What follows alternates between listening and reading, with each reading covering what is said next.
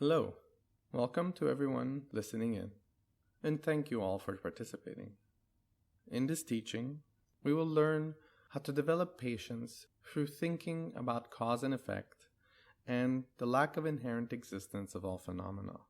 So this latter is a common characteristic of all phenomena. So we will discuss this in further detail in this teaching, as well as in future teachings, specifically regarding this topic. And we always like to remind everyone that these teachings are based on logical reasoning and an extensive use of the notions of cause and effect. And the reason why this is being said is because we encourage everyone to use their own critical and logical thinking. So if any objections arise in their mind, they could see it calmly and not automatically discard the teachings.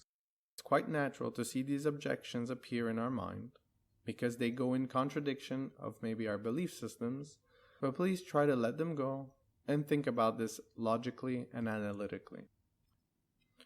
So in today's teachings, we will learn an additional way to help us develop patience in the face of hardships. It will require a lot of analytical skills, and therefore it might take a bit more energy to do so, but it will be worth it. Now, of course, why this is important is because it might seem difficult and daunting at the beginning, since it will be maybe a bit more theoretical than usual. So therefore we must develop patience with regards to our own practice. Meaning we have to try to do this patiently and joyfully when we practice thinking about these things. And it's absolutely necessary, because if we approach these teachings with an impatient or unhappy mind, then we will really create obstructions in our training. We won't want to train our mind, and therefore we will give up easily and quite quickly. This applies just like when we train our body. We understand that if we keep creating the actions and the causes to have a body that is in shape and lean or muscular, we understand that we need to keep practicing and keep at it until we become in shape. And therefore, if we lose patience, wanting immediate results from the beginning, then we will set ourselves up for failure. So therefore, we're creating obstructions and obstacles for ourselves, which is coming from our own mind. It will create discouragement, and we will not keep up with our practice and our training. The same goes true for training the mind. So we have to try to engage this joyfully and patiently. And we have to understand that the results come from repetition, from familiarity. The more we train, the easier it will become. And to not have unrealistic expectations with regards to our mind. This is very important. So please develop a patient mind, one that accepts our current abilities, and therefore we work from where we are, and without any expectations of where we will be after each training. We just understand that if we keep training, we will get results. Exactly like the body. If we keep training the body, we will eventually get results. But if we quit and we stop, or we have too much in-between time between every session, then it will take longer for these results to happen. A beautiful analogy is like trying to make water boil. If you put consistent heat, even if it's low, the water will eventually boil. Yet if we turn on the heat, then turn it off and we wait, and then we turn it on again, then we stop it and we wait again, we understand that the water will most likely never boil. So the same goes true with our training, whether it is the body and therefore also the mind. So this type of patience, the patience and acceptance that we're going to discuss in this teaching, is an important type of wisdom that will deepen our understanding of cause and effect, and will also deepen our understanding of a common characteristic of all phenomena, which is intimately tied with the notions of cause and effect, which is the lack of inherent existence, or the lack of independent existence of all phenomena. And this, like we were saying, will be discussed in a future teaching all on its own, meaning cause and effect will have its own teaching, and the lack of inherent existence or the lack of independent existence will also have its own teaching. And the additional benefit of having a direct realization of the lack of inherent existence of all things is that it will come and help us directly eradicate all our other delusions and our suffering. Because we will come to understand that it really is a root cause of our suffering. Meaning that our suffering and our problems and our delusions are caused because we don't believe things lack inherent existence or independent existence. And we will come to explain this in further details in this teaching and in future teachings. So of course, if we use our experience of mental and physical suffering as an opportunity to practice and improve our understanding of this lack of inherent existence, not only will our pain become much more tolerable, but our experience of the lack of independent existence of all things will also deepen considerably. Because we understand, if we take our personal experiences, we can see that when we are suffering, our sense of self and our ego generally appears more strongly than normal. So this makes our ego and our sense of self easier to identify, which in turn will help us with our meditation on the lack of inherent existence of all things, including the self and the ego, and will make an unusually deep impact on our mind. Also, if we take the opportunity, our pain usually forces us to look more carefully into the actual causes and the nature of pain. So therefore, again, pulling us deeper and deeper within the realization of the lack of inherent existence of all things. Now let's go back to anger, and we will come back to the lack of inherent existence and cause and effect and how this will help us. But first, let's start with a few examples that causes anger, and to use these as building blocks to think. So we understand that when a person has a disease, such as cancer, this person experiences great physical pain. So we could ask ourselves, what caused this pain? And the answer is quite simple. It's the disease, the cancer. Now let's take another example. Let's say someone hits us on the head with a stick. Doesn't pain also arise? And in this case, if we ask the question, what caused that pain? And we would say, well, it's the person who held the stick, who wielded the stick. So if pain is experienced in both cases, why are we more likely to get angry with the person who wielded the stick than with the disease? Now, why this is important is because it's about systematic thinking. It's about using logic and reason to go through these two different examples, where one, we would be maybe less likely to get angry, although we might have examples of people who do get angry at the disease. But in that case, we understand logically that getting angry at the disease won't actually change anything. But why isn't this logical thinking systematically applied when it comes to another person wielding the stick? And that's what we're going to analyze in this teaching. So the obvious answer is that it's really not appropriate to generate anger towards a disease. And the reason being is because the disease doesn't choose to cause us suffering. The disease really just arose when all the causes and conditions for it to arise are assembled. So this is just like any other phenomena, any other thing. The effect is arising because of other causes and conditions. Just like a rainbow. A rainbow arises because of the causes and conditions. If it weren't for the causes and conditions assembled, the rainbow would not arise as well. And we understand that if we remove the causes and conditions creating the rainbow just disappears. And why this is important to contemplate is because it is not an independent agent that chooses to harm us. So the disease from its own side doesn't choose to harm us. So there's causes and conditions that arose that makes it that we get sick, or that we fall ill and we get a disease such as cancer. So we understand that because there was no independent agent when it came to the disease, then anger is not an appropriate response. Why is anger not an appropriate response if our body is sick and our body has cancer? Because then we will add an additional pain, a psychological pain. We will add psychological anguish. So now we have two problems again. This was discussed in previous teachings. So there's no point in doing so because we already have one thing, which is pain, and there's no point adding a psychological anguish to it. Now we have two issues.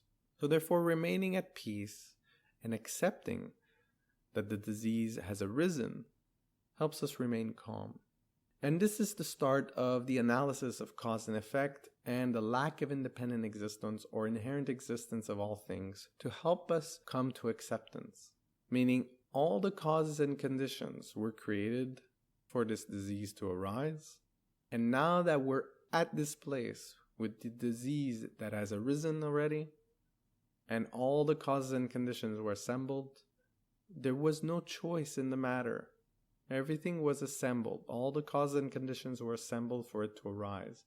Nothing is acting from its own side to happen. There's this cancer, this disease that exists due to also prior causes and conditions. So how it came to be. And there's also our body and our habits of the past, which are themselves due to other causes and conditions. And therefore we end up with an infinite web of causality that makes it so that at this moment in time and space, we have a disease. Therefore, who are we to blame? Where should we stop? And this is what usually happens in our mind. We usually stop the analysis. We stop investigating. And we circle within the infinity of reality a certain little part, and we blame it. But if we were to open our mind to this infinite web of causality, we would end up never finding something to blame. So it would just end up disappearing, this blame game, because it would become pointless. Because at every step, we could always ask the question, well, why did this arise? Because every effect is due to a cause. And every cause is due to its own cause as well. In an infinite chain of causality.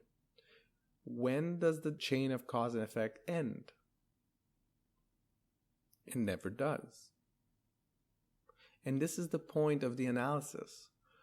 Because we usually dissect and we stop dissecting reality. And as soon as this happens, we kind of hold on to a little portion of it. And we blame this portion. But in reality, if we look to reality, if we start opening our minds to the way reality actually functions, and we do this exercise, we actually try to do this exercise of thinking every perspective from every angle we choose to look at, to always analyze cause and effect, and the fact that it wasn't an inherent or independent agent, meaning nothing exists from its own side, alone, independent. And we will come to see how by doing this, and we really have to try to do this to understand how powerful this is. That the blame just disappears because there's nothing left. We're always left to infinity. And infinity means that we never stop finding a cause. And we never stop. We always continue. And therefore, it's extremely vast and profound. And that's why this blame just disappears and anger disappears itself. Because if there's no object to blame anymore, where does that leave anger? It just dissolves and disappears with it. It dissolves with this understanding of the lack of inherent or independent existence of all things. And this web of causation. And that's why this is extremely powerful, because that is the common characteristic of all things, that things lack inherent or independent existence. Whatever phenomena we take, whatever thing we look at, we could always come to see and analyze that it doesn't exist from its own side. So therefore, we come to an understanding that is really inappropriate to blame the disease. Now, taking this analysis, now let's use this critical thinking.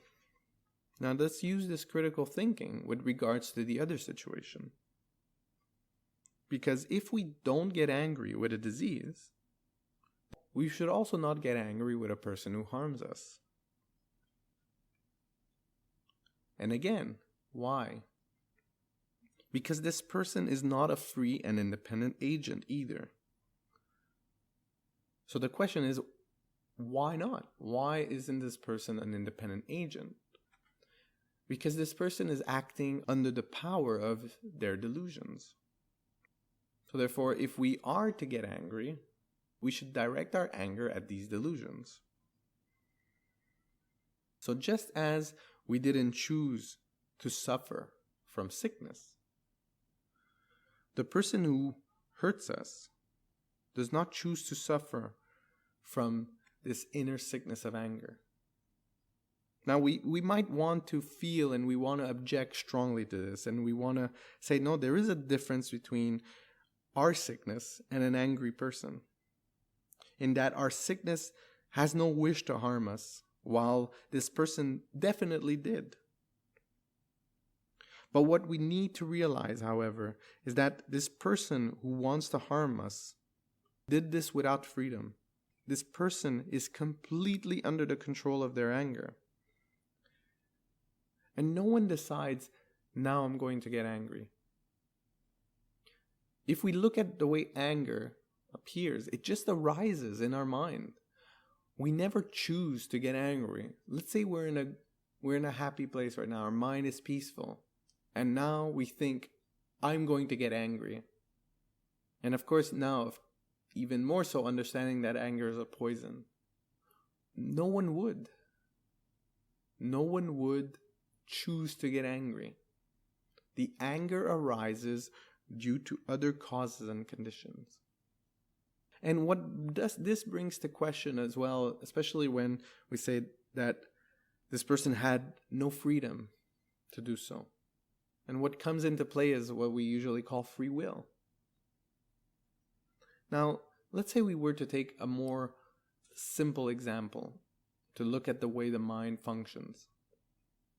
And we were to ask the question, choose a city, and try to observe your mind throughout this process.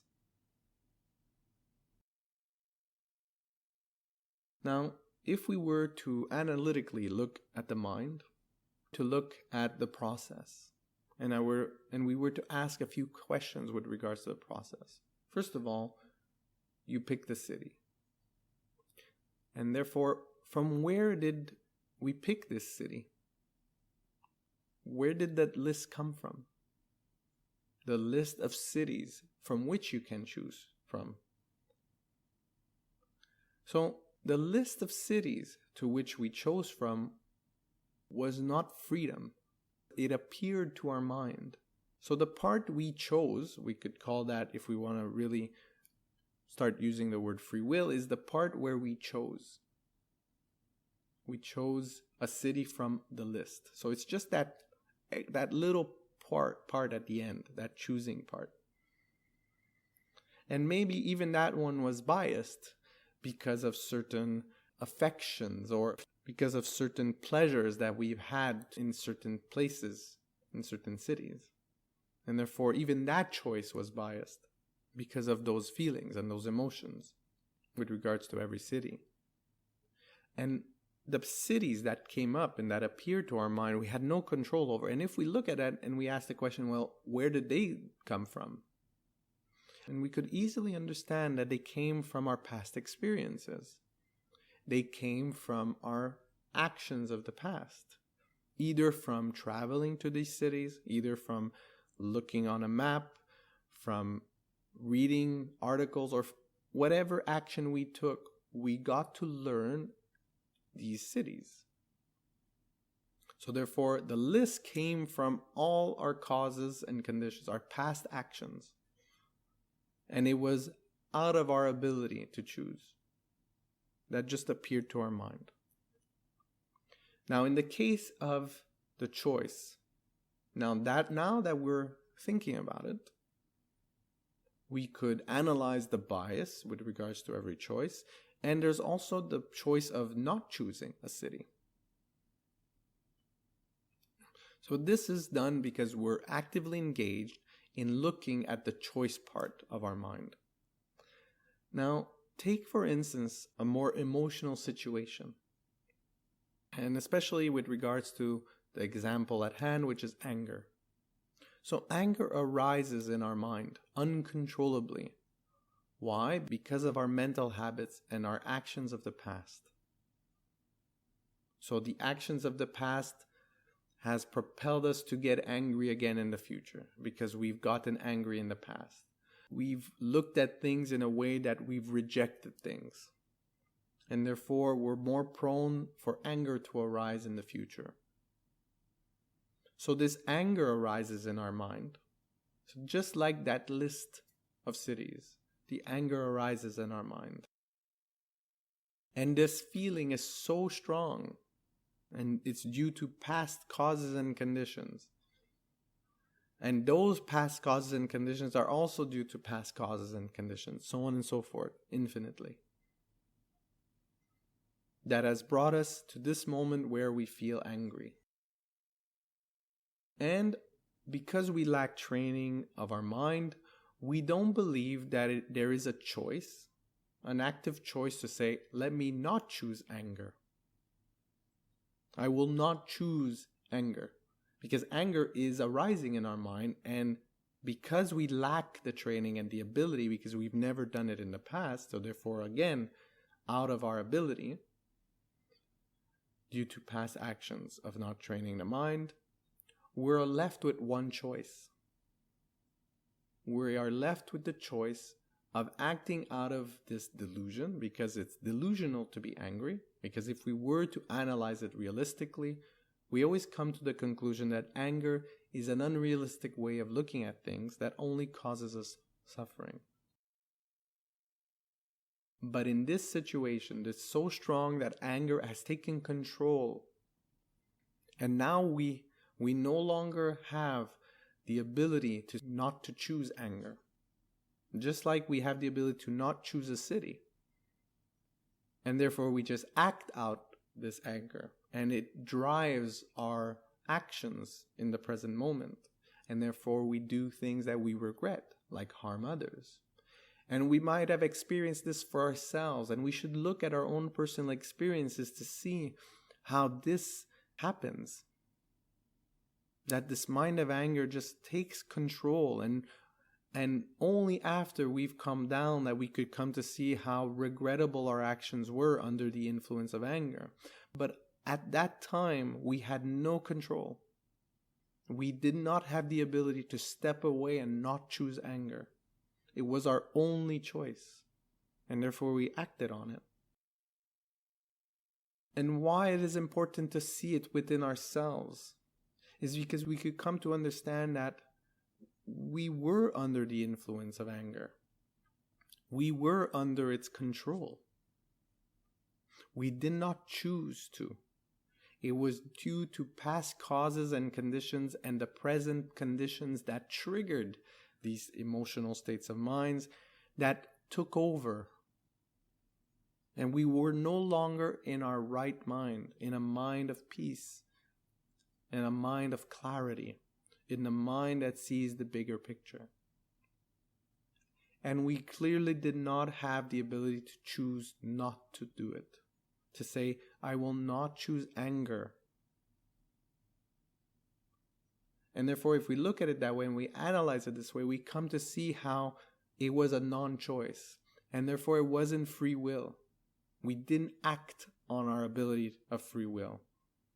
We actually lost our freedom. We didn't have it. And therefore, why it's important to see it within us is because then we could come to understand how it happens within others. Because it happens the same way. No difference. And therefore, it becomes an inappropriate response to get angry with another person who harms us out of anger, out of any type of delusion. So this we could come to understand, so that we could see that it is systematic. There's a systematic, logical reasoning to understand why it's inappropriate to get angry at a disease, just as much as it is inappropriate to get angry at a person who wants to harm us, or a person who harms us. That we had no choice of being in that path, because of all the causes and conditions that have brought us to this specific point in time and space.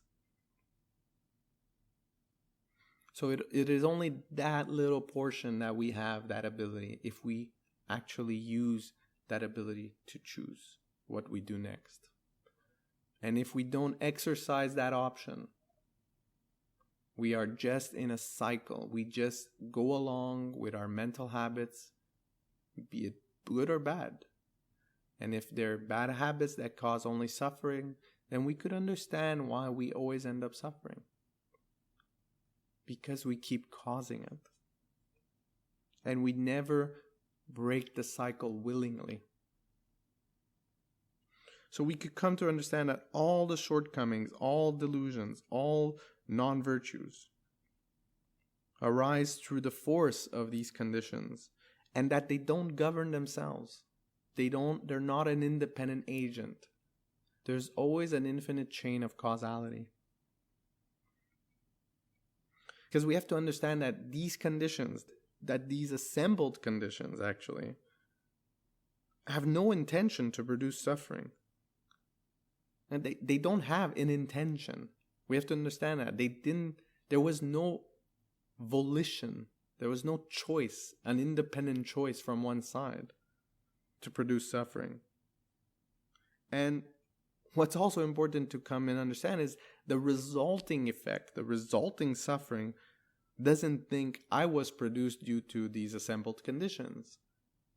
It just arises and they keep going. There's no volition to say I was produced by these assembled conditions. Therefore, if we start looking at this angry person, the anger itself, the suffering, and the results from it are completely without independent existence.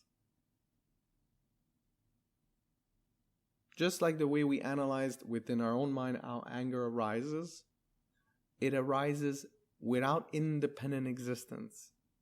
It was always due to past causes and conditions. And once the effect is arising, the suffering, that those feelings and those emotions don't think from their own side that they were produced. They are just produced. Just like a flower or a sprout that arises from a seed. It doesn't think I was produced due to the seed. So on and so forth. It arises due to causes and conditions. So therefore it's important that we come to understand that they only exist in independence, and not independently, in dependence upon their causes and conditions. So all things, all phenomena, including our state of mind, are actually dependent on other things. No matter what we pick, no matter what thing or what phenomena we pick, it cannot create itself. It always comes in existence due to other than itself. And now we start understanding cause and effect more deeply, and how everything lacks inherent or independent existence. Therefore, why we use this analysis is that it becomes senseless to react with anger towards people or situations in the fact that they had no choice in causing us harm. So if we train, and this is important, if we train our mind to see this interdependent nature of all things, of all phenomena, we will really be able to eliminate the cause of much of our anger. Because we won't find anything to get angry with anymore. We will understand how everything comes in play and everything came to be because of an infinite chain of causality. So we really need to think about it again and again and again. And we need to train our mind. And the reason being is because we normally don't see things this way. We actually see it the complete opposite way. We want to see things as independent agents, as if there's an aggressor there from its own side, without due to other causes and conditions, that is inherently hurting me and is creating a victim. And it's a complete misconception of the situation, because in reality, the aggressor and the victim are actually interdependent and entirely without inherent or independent existence. If we try to mentally isolate the aggressor from everything else in order to pinpoint someone we can blame, we actually can't do it. Because if we were to analyze, we'll find out that the aggressor doesn't exist separate from the situation. Because if we were to remove the situation, the aggressor wouldn't exist. So therefore, the label aggressor only exists in dependence upon the situation and in dependence upon all the causes and conditions of the past that created this situation. So we would have to take into consideration everything from this aggressor's past as well that propelled this person to do harm, such as personal background, society in which they live, and their cycle of suffering, their mental habits that have no control, and their inability, their non-trained mind. There's a lot of things at play here. We could see this within ourselves. Therefore, we should be able to see this within others that do not have this freedom. So therefore, the aggressor does not exist separately. There's not an aggressor that is independent of the situation, of everything else for that matter. It is just a label at the time of the situation. And why this is important is because, again, we get to a place where this aggressor from its own side disappears. There's no such thing as an aggressor independently of everything we just talked about. And therefore, our blame disappears as well. We could start seeing it. If we think about it long enough, we could see how this blame actually disappears. And in the same way, if we pick any other part of that situation, for instance, the delusion that motivated the attack, or the attack itself, or the victim, and the victim's suffering, are actually, they all lack inherent or independent existence. Therefore, they kind of end up disappearing, these little labels, in the infinite web of causation and this endless web of relationships. Because if we were the ones to be attacked, for instance, we would feel really strong that we're a victim. But if we were to search analytically for the victim, trying to isolate it from everything else, we actually will just find that it's a label in that particular situation, interdependent, in relation with everything else. So we wouldn't actually find an independent victim from its own side. It's like I'm a victim from my own side. And therefore, we can't really grasp onto a victim. So we come to see that it's just a label, really, in terms of the conventional description of the event. And that exists only in relation to every other term that we use to describe the event. But nothing is set in stone from its own side, as if this victim remains a victim following those events. And if we were to analyze every situation this way, we really come to see that there's no one to blame and no one to feel sorry for. It's like everything really just disappears in an equal, undifferentiated lack of independent existence. And we could see strong forces at play that do not want to reason this way. No, there's a victim and there's an aggressor. And we have to punish the aggressor. And the victim, we have to take special care. And this does not go against those special cares. It doesn't. There's no contradiction between the understanding that someone is feeling suffering and someone that has aggressed someone, that has harmed someone else. And so from a conventional perspective, there's no problem in seeing it that way. What's important is that we don't stay stuck in these labels. And we usually do. We hold on to these labels and we never heal ourselves. Nor the victim nor the aggressor has the ability to heal themselves. Meaning the victim no longer becomes a victim because they have moved on and accepted that this has arisen due to all these past causes and conditions. No blame. No blame to be given and no one to feel sorry for. We move on and we grow. Also from the side of the aggressor, to come to understand that they had no ability, just like they had a disease. We try to help them in a different way. We try to make them see that they're not an aggressor from their own side and that they have the ability to become a good and loving person. That they were under the control of a disease called anger. And that anger creates suffering. There's no contradiction. The only thing it helps us do to analyze things in this way is that it removes our mental anguish.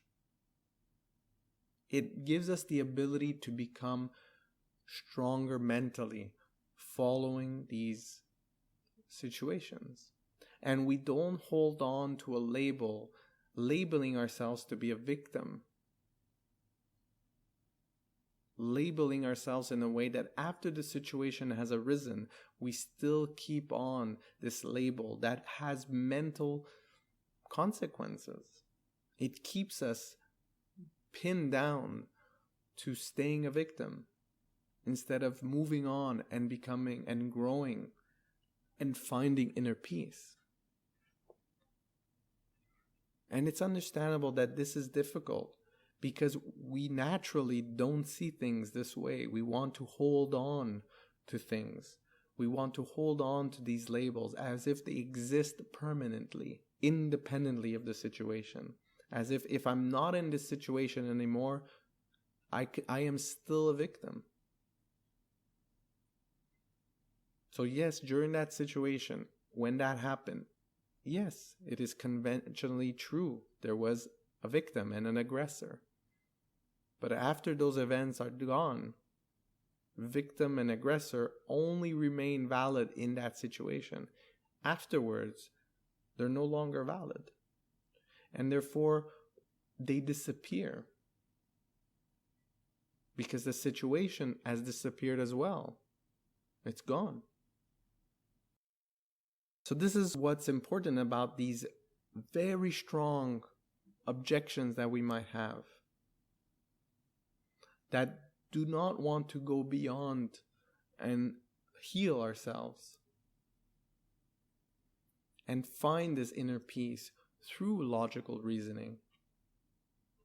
So that this logical reasoning helps us dissolve and take away our mental anguish, that we put away these objections that are not based in reality. They're based in a contradiction to reality. We're dismissing reality, the way it actually functions, cause and effect, and the fact that everything lacks inherent or independent existence.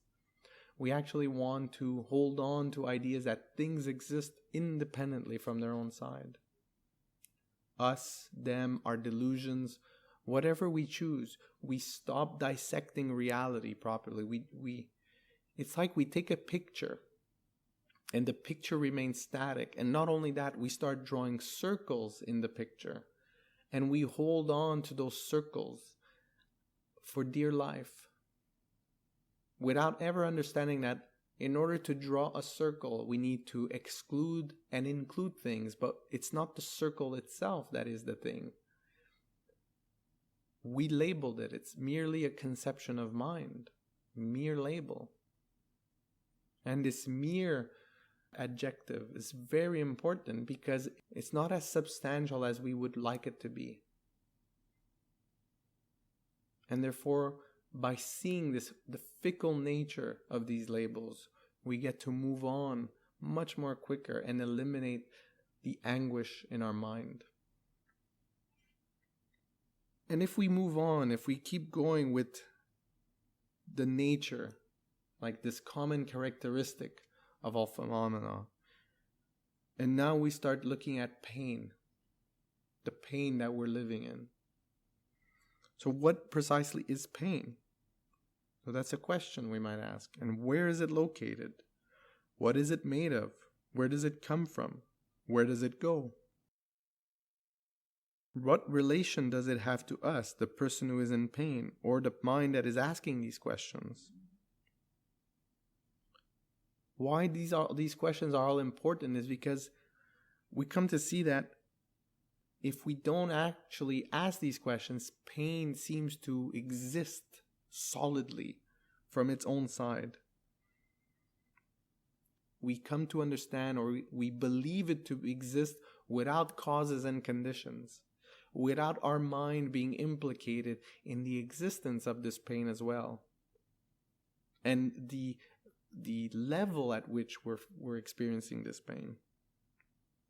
Because if we were to search for it analytically, trying to mentally isolate pain from everything else that is not pain, we won't be able to find anything. We won't be able to find a thing called pain that exists independently from everything else.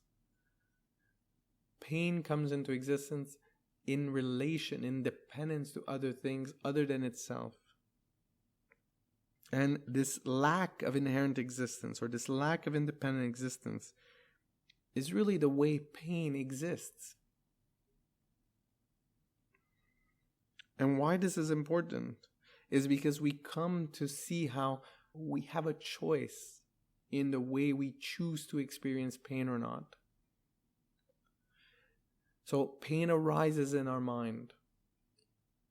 But because we don't understand the way it actually exists, we hold on to it and we fall under its power as if we have no choice because it exists from its own side. Instead of understanding that it's due to causes and conditions and that it's due to my mind choosing to keep at this experience. We keep it alive instead of choosing the no choice option to let it go. And we come to understand that if we do this, we come to accept and let it dissolve in this lack, in this web, this endless web of relationships. That we'll see that this pain comes down a bit and it could actually cease entirely or come to subside. And it might seem difficult for us to believe it by hearing these words. And that's why it's important to keep analyzing them and keep trying it. Do personal experiments within your own mind with regards to this. try it out, keep training. But from a logical standpoint, it holds. So all effects arise from causes, and we have to understand that those causes also arise from previous causes. So since all causes and effects arise in dependence upon other causes and conditions, we always come to understand that they lack complete inherent or independent existence. Even though our natural way of looking at things is for us to believe that they exist from their own side, as if they exist independently, without any other type of relationship. But in fact, these things, this appearance, and what we're feeling, it's not necessarily intellectualized, but we feel it to exist from its own side independently, is actually false. We're feeling something that does not exist. And a good analogy to understand how our senses and our feelings could actually be wrong.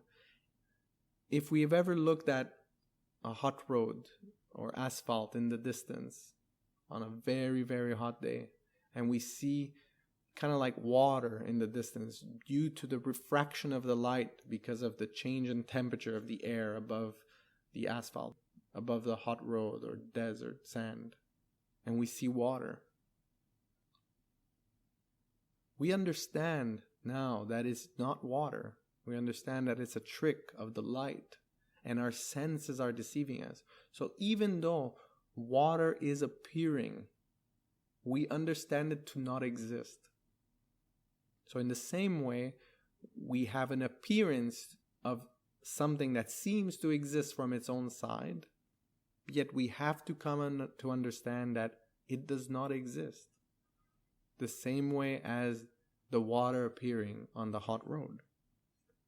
So if we can remember to look at things in this new light whenever difficult situations present themselves, we'll come to see that our anger, and in fact all our delusions means we have a warped sense of reality, we're not seeing reality as it should be, will actually vanish. So keeping these thoughts in mind when we encounter any type of hardship or anger-provoking situation is actually part of the practice of training in patience. And it could be argued from a standpoint that if everything doesn't exist from its own side and everything is just a label, then why should we get angry? Why should we restrain ourselves from, let's say, getting angry, since everything is just a label that doesn't exist from its own side? But if we come and understand cause and effect, we come and understand that it is because things lack independent existence. It is because of cause and effect that we should not indulge in anger. We should not encourage anger, and we should actually try to let it go and dissolve.